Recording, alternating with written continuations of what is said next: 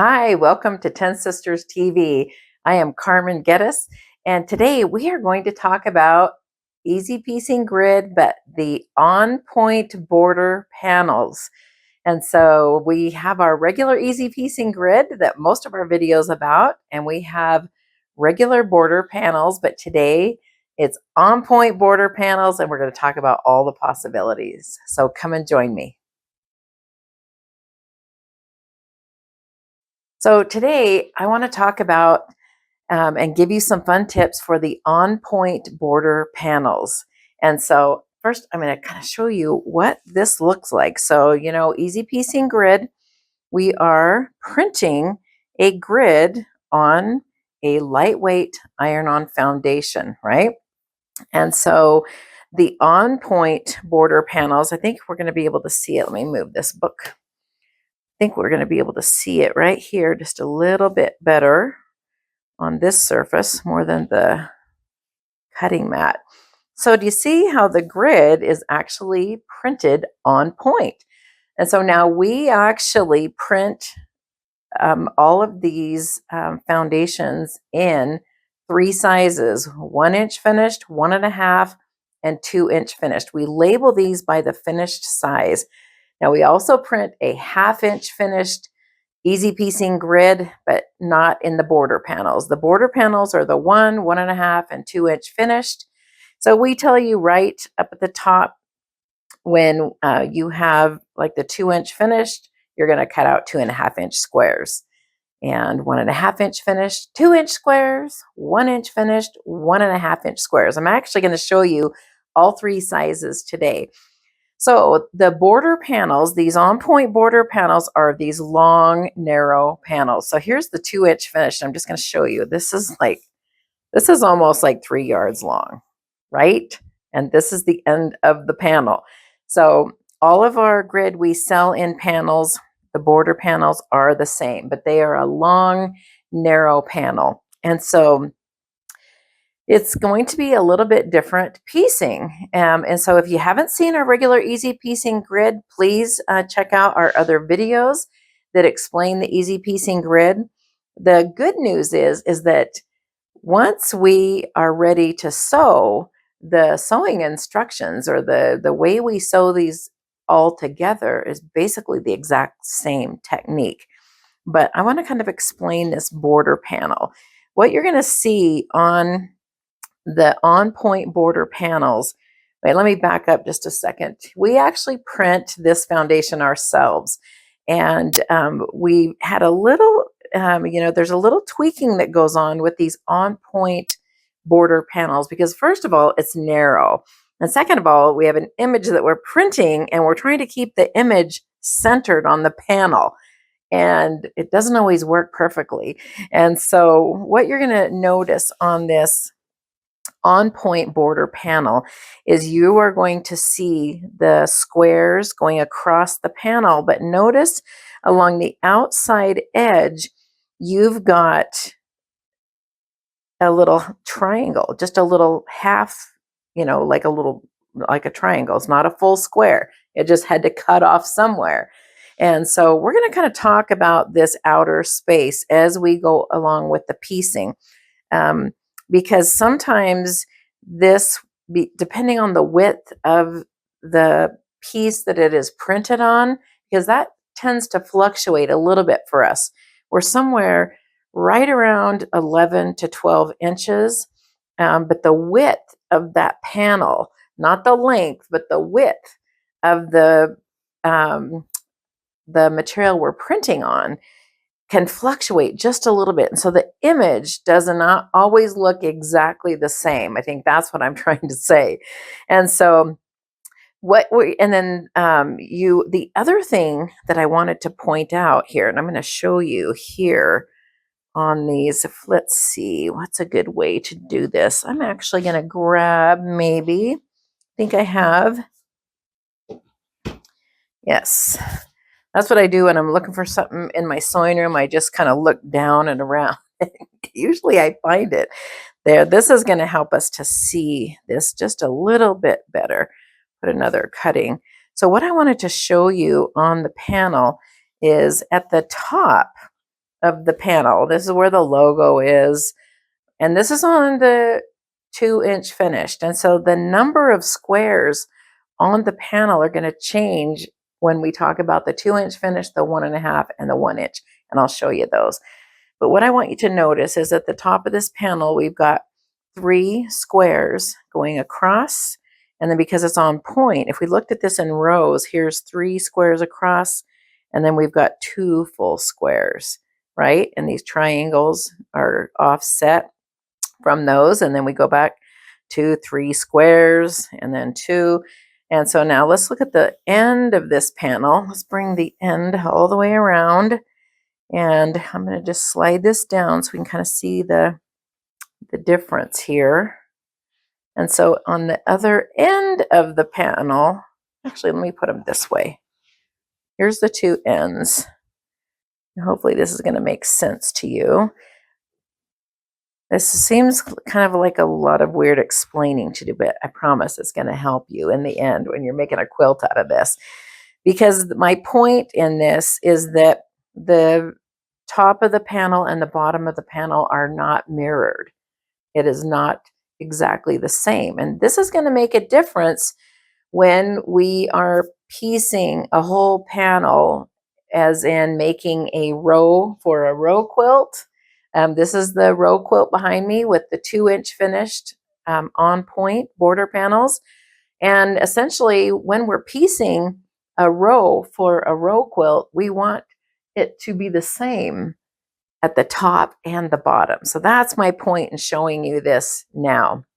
Because what happens is we just have so much fun fusing our squares on here that, and I'm speaking from experience, I didn't pay attention and I got ready to sew, and the top and bottom of my panel were not the same. So the top of the panel, you see it's got the triangles up on the top, the outside, we've got the 3 full squares, but now on this one, it starts with the 2 full squares, right? Here's our outside triangle, and it has 2 full squares and then the 3 full squares.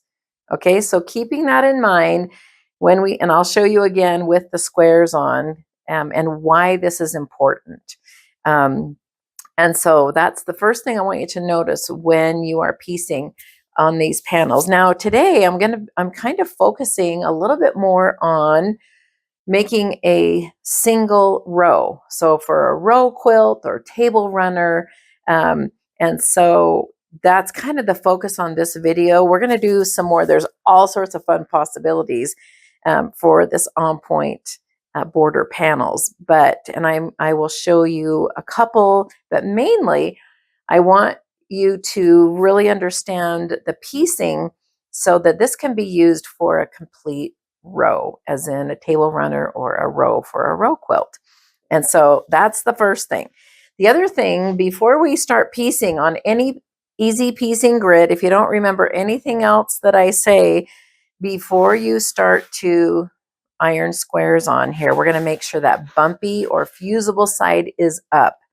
Now, on our regular EasyPiecing grid, we have numbers across the top and along the sides, but we do not have that on the on-point border panels because we're kind of utilizing all the space.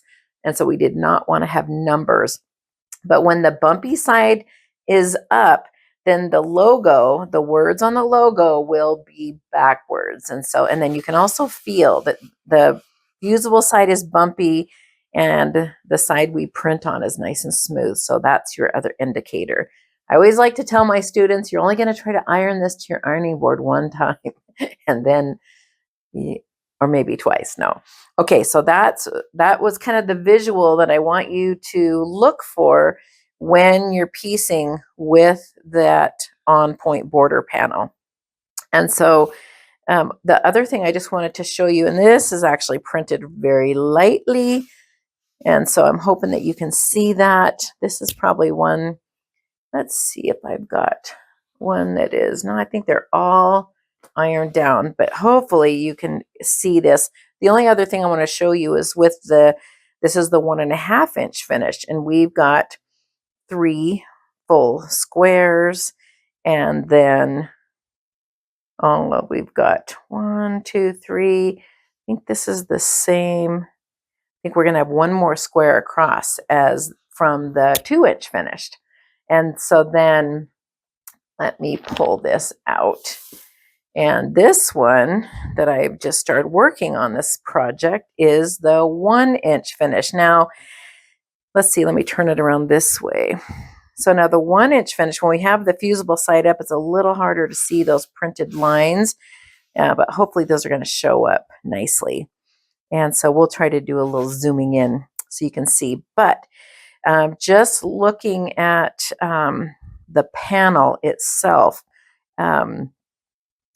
on this one, of course, we've got quite a few more squares across here. But what I wanted to show you on this one is, and this is going to be the same when you are doing any of the sizes on this panel, and then also on this quilt, what you'll notice is that we're creating a row. And so once this is sewn, then I'm going to sew a strip of fabric in between. So then what you end up with is this really great, pretty little picot edge. So it looks like you've done something really hard, but it was actually really easy. And so this is one of the reasons why I was explaining that difference between the top and the bottom of the panel, because this is what we want it to look like. We want to see all the squares on the outside edge all the way across so that you can turn that corner, right?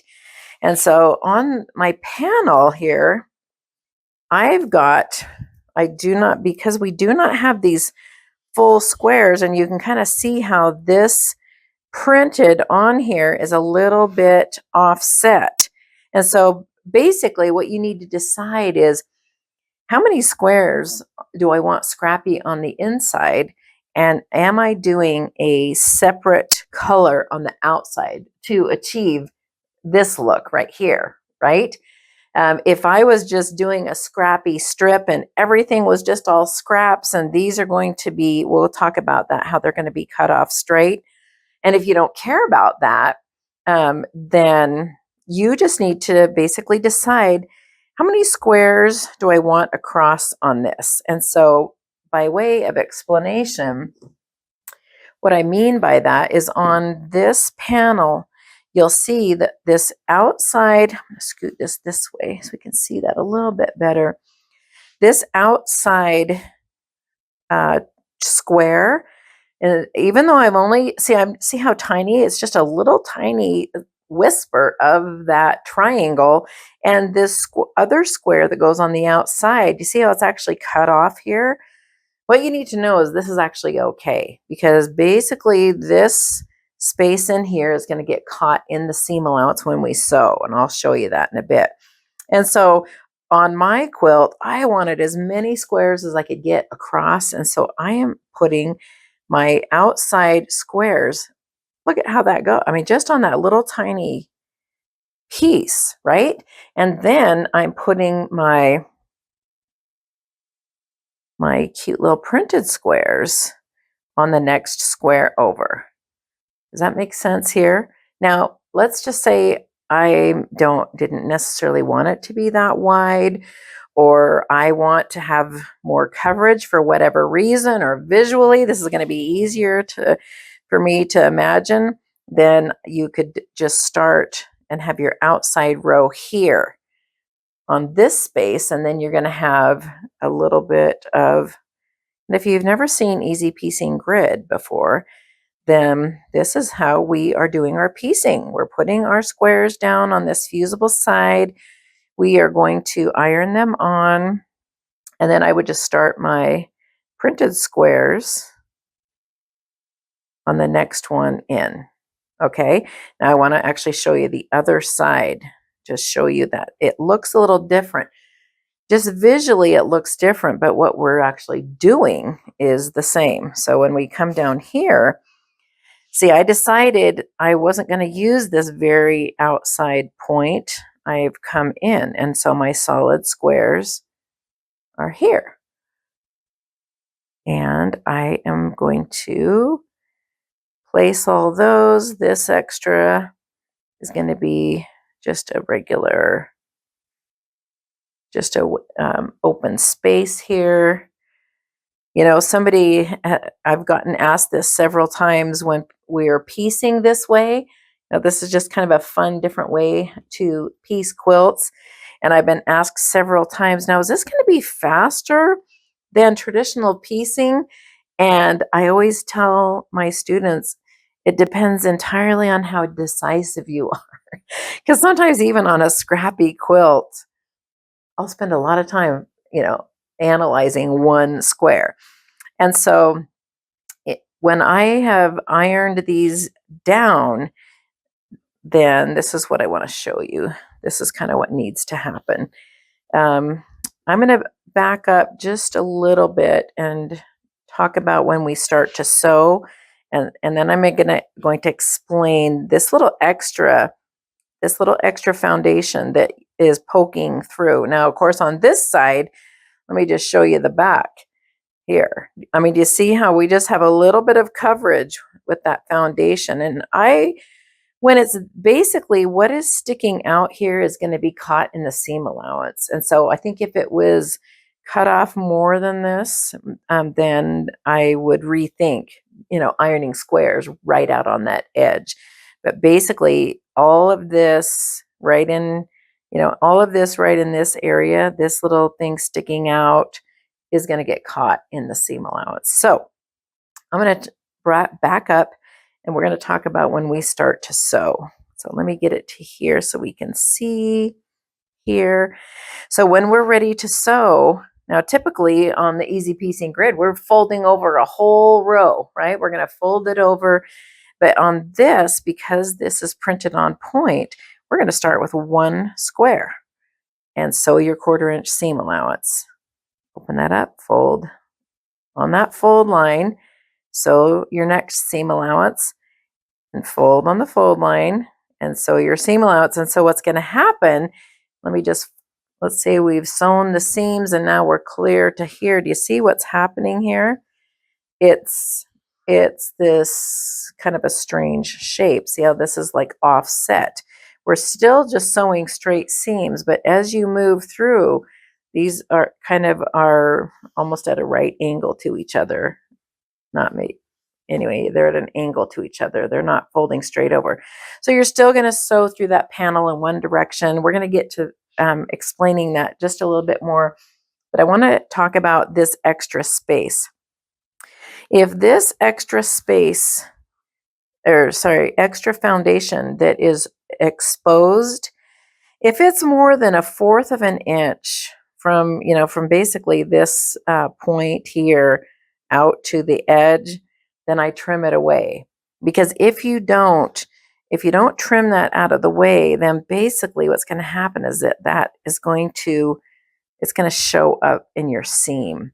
It's going to lay on top of the right side of the fabric. And so basically it's going to be in your way. So if it's over 1/4 of an inch, then I just take a few minutes before I start to sew and I just trim this out and get that out of the way. If it was 1/4 of an inch or less, I'm just going to leave it alone and it's not going to get in the way. This is my Eleanor Burns impression, throwing everything on the floor. Okay, and so let's just back up a little bit to, we have ironed our squares down on the foundation. When I'm piecing my squares, I love using a pressing board because I just lay down a section and then I'm going to do a nice hot iron. I love these nice little travel size irons, and I'm just going to hold. I mean, this is like for a good 2, 3, 4 seconds and hold. Now, if I have foundation sticking out here, I'm either going to be I'm going to be really careful so I'm not getting that iron on the fusible, or you can lay an applique pressing sheet over the top or a piece of parchment paper. Personally, I prefer to just cut the excess out of the way or be real careful. And we're going to just press this now on this side, right? There's no foundation exposed. Now, the one thing you're going to see when you start ironing your squares on EasyPiecing Grid in general is that sometimes you might have a little bit of gap between your squares. Now, for me, that's a couple of reasons. Mostly it's because my cutting isn't perfect. But when we print this foundation, we purposely print the squares just slightly bigger than your cut size. And we do this on all of our grids. And basically what we're doing is we are giving you room to fold. So you do not have that bulk in your seam allowance. And so it makes a huge difference in your finished quilt. And so isn't this going to be a fun little quilt? And so on our, I want to show you the packages real quick before I move on, because I just wanted to point out that the On Point border panels come in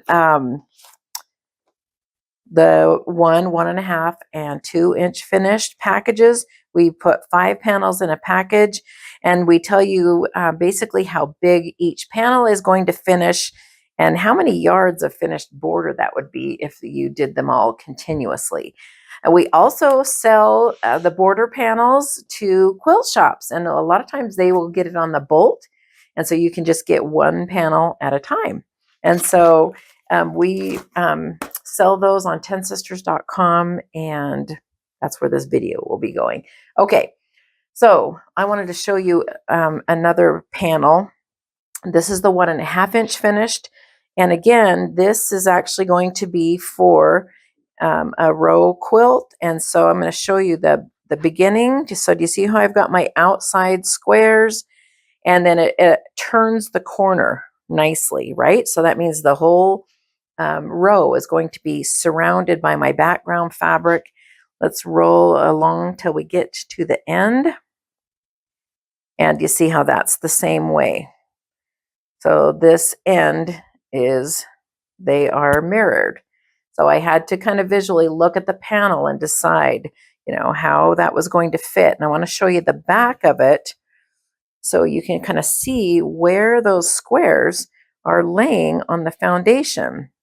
And so do you see my outside square on this one?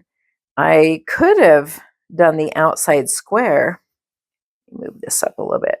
I could have done the outside square like in this space possibly and given myself an extra row. But I thought I don't really necessarily want these rows. I want them to be a little bit narrower. This is going to be for kind of like a big kid bed, not quite a twin, but a big out, not just a crib size, can be a little bit bigger. And so this is where I put my outside squares. And so you can see that almost that whole square is covered. And we're also going to talk about why we do a whole square instead of just a triangle. And then on this side, notice that the foundation is just going almost exactly halfway through. So this is great. This is okay. And even that little tiny bit that's fused on that I showed you on that 1-inch finish is okay. All right, so let's kind of get a little bit more into the sewing part. And so let's see, wrong one. Here we go. So this panel, it's kind of fun because I can show you so many things on one panel because they're so long. And so this, and can you tell that I like scrappy quilts? Let's see, which way am I going? So most of my quilts are scrappy quilts. Now, one thing I wanted to show you on this panel, since to me, it was so obvious, is that a lot of my squares that I cut out for this ended up a little bit on the small side. I was either cutting a few too many layers or it was just a little bit too late in the night.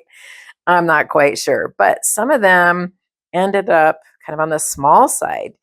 But here's the good news. And so I think you can see like this one right here. See how this square is, I've got this gap here and I've got this gap here. And right here on these sides, I'm almost right up, next to the other fabrics. And so my point is, if you've got a square that's a little bit on the small side. You see, I've kind of centered it. I try to just center it in the printed square. But what I want to show you is that when we fold on this fold line, and that's the dotted line that is the grid, when we fold on that fold line, what I want you to notice is when I look at this, that is totally going to catch in my 1/4 inch seam allowance. Does that make sense? And so my seam allowance is actually going to be over here a little bit. So our cutting doesn't have to be perfect because the foundation is. I think that's got to be one of my favorite parts. The other thing that I wanted to show you while we have this right here is, what if you put the square in the wrong place, or if you change your mind? And so a question I get a lot is, can I move this? And so what I'm going to do now, I am a big steamer. Now this travel size iron does not have steam in it, but typically I use the travel size iron for placement, and then I use the big iron with some steam when I'm really ironing everything down, because before you start to sew, you really want everything to be nice and fused. So what you just saw is I just warmed that up with the iron. This peels right up. If I had hit it with a little bit of steam, I could use a mister bottle. If you don't have good steam, that's even going to help it even more. And so I'm going to lift that up, and then I can center it, or if it was a half square triangle, I can turn it the right way, or I can change my mind on the fabric. And I'm just going to center. I feel a little bit better about just centering this square that ended up a little bit on the small side. And so I just love that concept where my cutting doesn't have to be perfect because this foundation is already. And so if you haven't figured it out by now, pretty much everything I teach and everything I do, if it actually looks like it was hard, but it was really easy, then that's what I do. Okay, so I've already started sewing this down here on this end. So see, I've sewn my seams across, and it's going to be, we're clear down to here now, and we're going to fold on that fold line, and we're going to sew that 1/4 inch seam. So it feels a little weird by the way it's folding, but you're still just putting this under your sewing machine and you're sewing your straight seam. Now, after you've sewn your seams in one direction, then we are going to clip.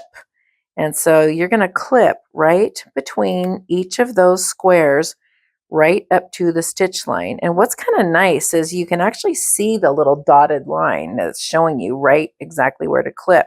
And if you happen to snip through the stitch line, don't worry, because it's all held together by the foundation. And so we're going to do that all the way through this whole panel. We're going to clip between those seams. And then after we do the clipping, we are going, or the reason, I guess I should say, the reason that we do that clipping is so we can press these seam allowances going. Let me do it this way. We're going to press these seam allowances going in the opposite direction for the most part. And so on our regular EasyPiecing grid, this is exactly how we sew on it. And we're pressing these seam allowances going in opposite directions.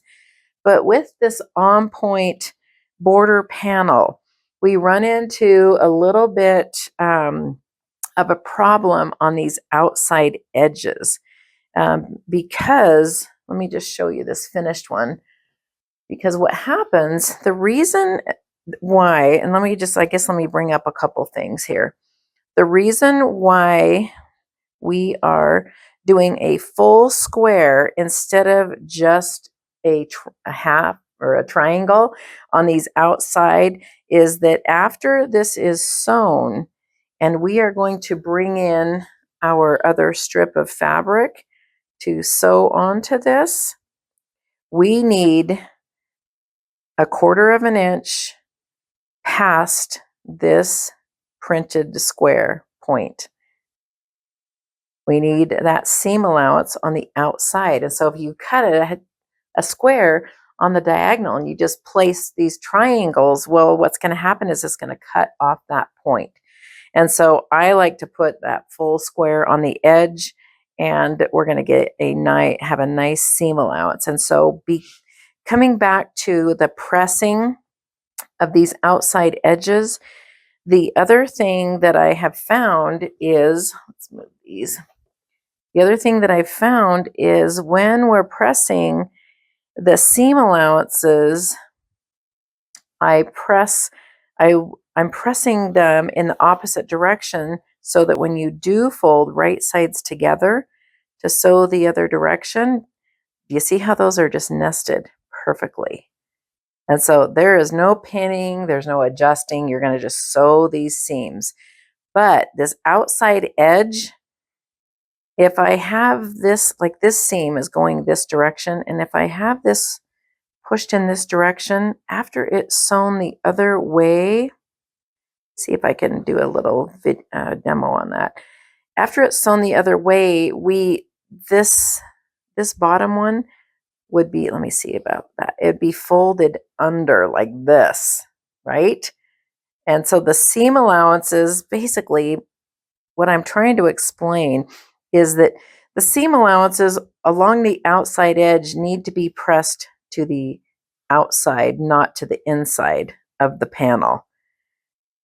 And I hope that makes sense. And so like here, this seam is all going this way, but when I'm sewing it, I'm going to need this outside one to be pressed to the outside. And so I'm going to show you on this finished one.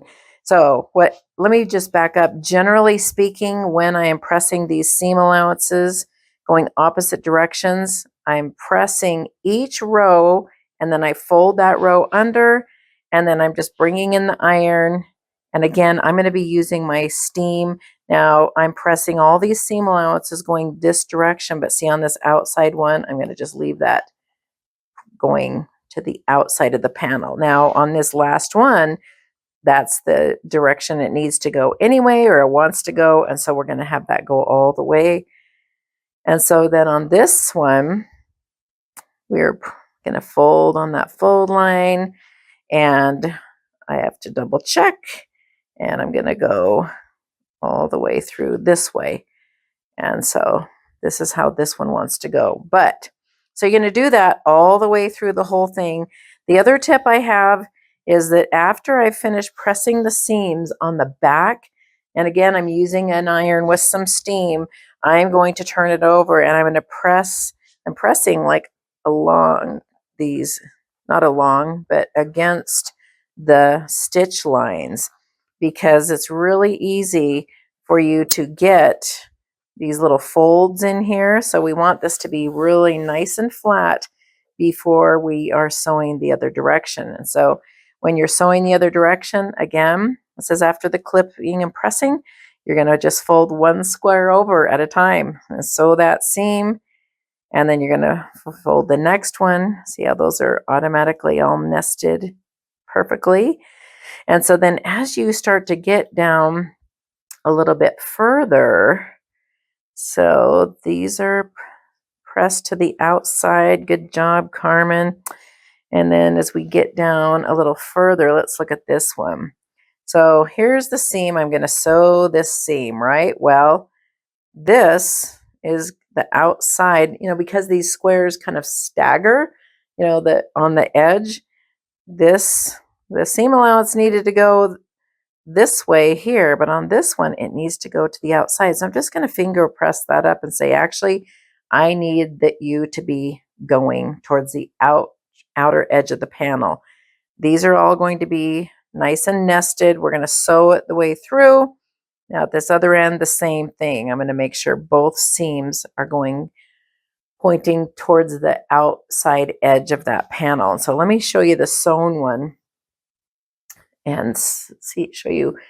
And so this is basically what I've had to do. And so you can kind of make a choice for how you want to manage this.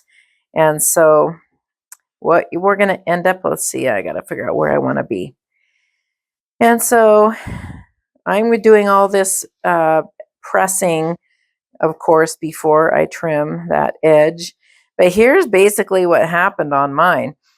So I see how I've got my outside edges here here I've got my seam allowances pointed and facing the outer edge of that panel. And see how that gives you such a nice edge to be able to sew your other fabric to. But can you see what I've had to do on some of these? You have two choices. You're either going to do a little snip, because see how this seam allowance needed to go this way and this one needed to go that way. So I actually just did a little snip, making sure you're not cutting through your stitching. The other option that you have is basically you're going to have a little smush. See how that seam allowance right here, let's put it right here. See how this seam allowance needed to go to the outside edge of the panel? Well, this one, it needed to go the other direction, so I've got a little smush in the middle. I try to smush, if it is going to smush, I try to have it not be, that one's a little close to the intersection. I try to have, or to the bulk, I try to have that smush be somewhere in the middle. The smush is nice because you're not clipping the seam allowance. The seam allowance, the clip in the seam allowance is nice because then they just both lay flat. So you just have to decide. Now on this one, this panel right here, I ended up pressing all these seams going to the outside on this edge. But what happened with this seam is the seam allowances were going the other way. So I ended up with a smush right in the middle. And personally, I can live with that. And maybe somebody is going to figure out how to do this, but this is the way, this is how I've come up with how to do it. So, but do you see how nice and flat and stable that is after you? And so, and this is like all on point. So traditionally, this would be super, super stretchy and very unstable. You know, all these on point, basically all these bias stretches. So this is a great way to actually have a lot of success with on point. And so when I am ready to cut this, then I'm going to have my ruler right here, sorry, reaching, and I'm going to do it this way. And so a lot of rulers will have a little 1/4 inch guide right along the edge. And see on the this one has got a 1/2 inch on one side, 1/4 inch on the other. And so now because this is fabric and it just moves and stretches, I would be really hesitant to just lay a big ruler and cut a big, huge, long piece, because if there's any movement in that. So what I do is I just cut a little bit at a time. Now, I could line that 1/4 inch right on the point of my printed squares, but just because I can, I'm just going to fudge a little bit. I mean, it's not even 1/8 of an inch more, but I'm just moving it just a tiny bit further than 1/4 of an inch away from that outside point, just because I can. And then we're just going to trim that off. And that's going to give us plenty of seam allowance for when we sew that extra strip on there. And so the other tip that I've got, if you are making an actual row quilt, so let me just show you that this is my Around the Block quilt book. And this book is all designed for border panels, our regular border panels that are not printed on point. But we have one quilt in this book, and that is the quilt that's behind me, just different colors. And this is the one quilt we have in here that we have for the 2-inch finished. And so what's kind of fun is that you can make, this quilt, I'm making it out of the 1.5, and I'm making out of the 1-inch too. But just because of all the measurements, we have all the measurements for the 2-inch finished in this book. But really, it's pretty simple to figure out all the math. We know that the size of the finished border panel is going to be, whatever it is, depending on seam allowances. This is going to finish out a size. If I was going to make a quilt like this, what's kind of fun is I think this one I might make the rows horizontal instead of vertical. I'm kind of going to play around with that and see. Um, but I would like to finish sewing all my panels before I cut out my long strips, and definitely before I sew them on, because again, it's fabric and we have a lot of seam allowances in this. And so I like to finish all the rows and then I measure them and see if they're all the same length. And probably for you guys, they would all turn out perfectly and all the same length. But for me, sometimes I will be there. I'm going to be a 1/4 inch off, or even a 1/2 an inch off, just because of the way I pressed it. I do try to keep seam allowances pretty consistently, but sometimes if I'm sewing too late at night. And so most of the 95% of any difference in the measurement can be fixed just with pressing. So if you're even up to a 1/2 of an inch in the length difference, then I would take it back to the iron again with steam. You can spritz this really well with some water first if you want to. And sometimes it's just like a little bit of a tug for me. It's like, oh, I'm like an 1/8 of an inch off. So let's get this back to where it should be. And so you want to measure all of these, and because I don't want to trim anything off, right? I've got my seam allowances are exactly where they need to be. And so I'm going to make up that if there's any difference in the sizes of the rows, I'm going to make up that difference in the pressing and get them, at least within a 1/4 of an inch. And the width, I'm not so worried about being exact, and they really should be because we're piecing on the foundation. But the width of the border, I'm not quite as worried about, because visually, that's really probably not going to be something that your eye even sees. And so whenever I can, I like to cut the strips that go in between, and this applies to a border on the edge of a quilt too. I try to cut it out of that lengthwise grain, basically along the selvage. And so when I buy fabric, if I'm going to use it for a border or a row quilt, I always will buy the length that I need.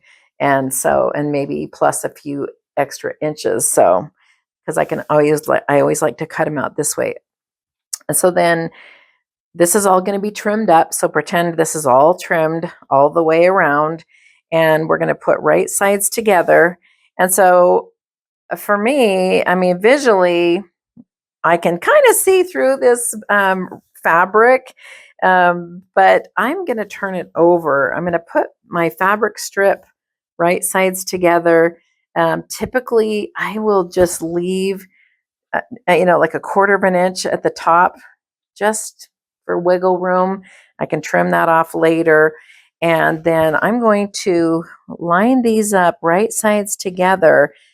And so when we're sewing, and maybe we'll be able to zoom in a little bit on this, because when we're sewing our 1/4 inch seam allowance, I can see from my seams right where that point is going to be. And so if for some reason when this was trimmed, if I got a little bit too close to the seam when I cut, or I ended up with like a much bigger seam allowance than I needed, visually I can see basically right where I want that seam to be, and I can kind of fudge a little bit if I need to. And so you're going to just sew your 1/4 inch seam on here. Now notice when we're doing a project like this, we are not stabilizing the fabric that's in between the rows or the border of the quilt. We're just treating this just like a regular quilt top, but boy, your pieced part is going to be stable and flat. This is going to get softer and softer just as you handle it. If a quilt is going to be washed, this foundation does not wash away. It does not dissolve or anything like that, but it's going to get super, super soft. It will pull away some from the face of the squares, but I'll tell you, these intersections are so secure. And so you can piece with fabrics you would not normally piece with. Cutting up clothing to make memory quilts. I've done Dupioni silk. We have a quilt top we just finished, and we used wool suiting. So like the scraps from men's suits, that really fine, thin wool.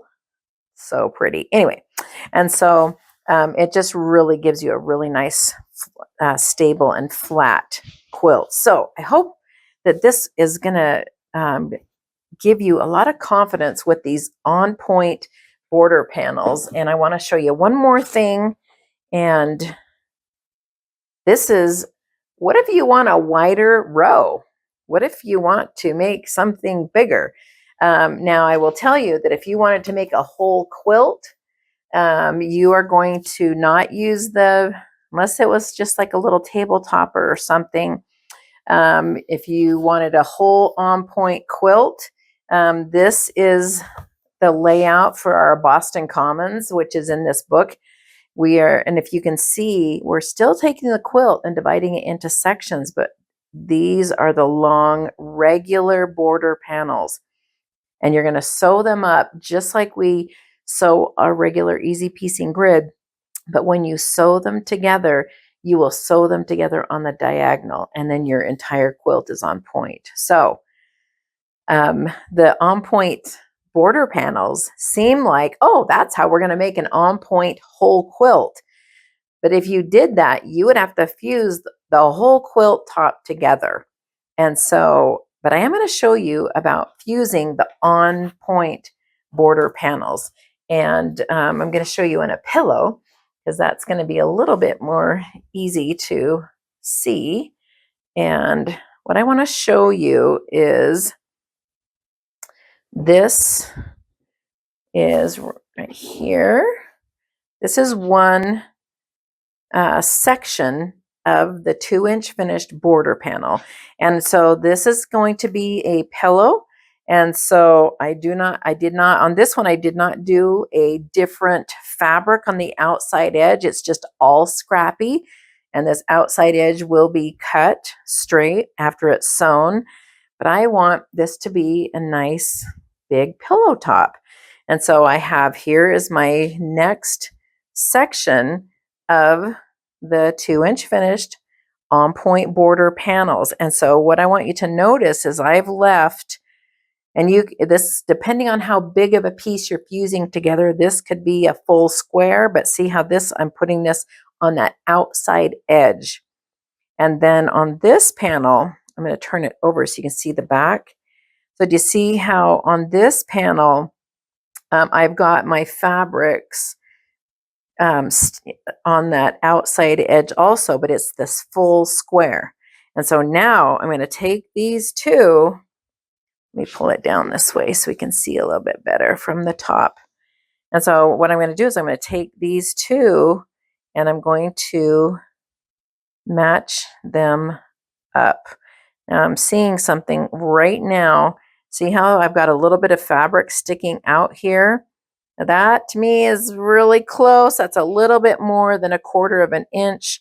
And so before I fuse these together, I'm going to trim that out of the way. So see how it's just that nice fabric square. And then I've left, this is the fusible side is up. I've left this open, and then I'm going to just match these two up. And now we can do a couple of things. You can use a glue pen. They've got some great glue pens that you can refill the glue, or you can use a washable glue stick, which is starch based.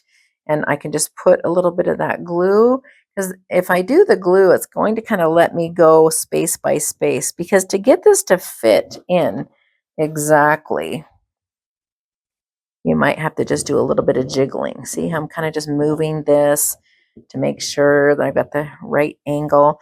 Or I could do this on top of the pressing board and with just a iron. I'm going to just iron it down as I go. But now I've got this nice big section. I've got this nice big on point section. I'm going to show you this one here is already fused. And on this quilt, on this pillow top, I did a fabric on the outside edge that's all the way around. So visually, I think this is people's favorite part of this whole process is you literally just get to see what it looks like before you start to sew. But I'm going to turn it over and show you. You see barely right here, you can see this is where I fused this panel to this section. And so, isn't that fun? And so I'm going to show you a table runner here in a second. Anyway, and so then when we start to sew this, it's going to be one square, and then we're going to just sew in one direction through and clip and press, and sew the other direction. I want to show you my pillow top that's done. And so the reason that I did that fabric on the outside edge here is that I wanted to add a border of the same fabric. So I love that. I really like that look of where the piecing is sort of floating in the middle. But isn't that so fun? And then I did some batting underneath, and then I just did some top stitching quilting on the sewing machine. And I've got this great, pretty quilted pillow top. And so that was just really fun. So I guess, it's just fun, that concept of fusing these sections together. And so here's my table runner. Can you tell I had some leftover fabric from the quilt behind me? And so this is my table runner that is all ready to start sewing. But I want to show you the fused line is just right here. This is where I fused this panel to this panel. And then the other thing I want you to notice is where the fabric is hitting that outside edge. So again, when you're fusing your squares down, you're going to do a whole square on the outside edge, but don't worry if it's not all covered by the foundation. So I hope that this inspires you to think up and try some fun on-point projects. And my little disclaimer here is this can be slightly addicting, so I can't be responsible for what might happen. But this is just a really fun and fast way to do something that looks like it was really hard, but it was actually really easy. So thank you so much for joining me today. Check out our other videos on 10sisters.com. Again, you can check out the Around the Block Quilts book. And because there's some wonderful quilts in there, we have row quilts, medallion quilts. This amazing Boston Commons quilt is in there.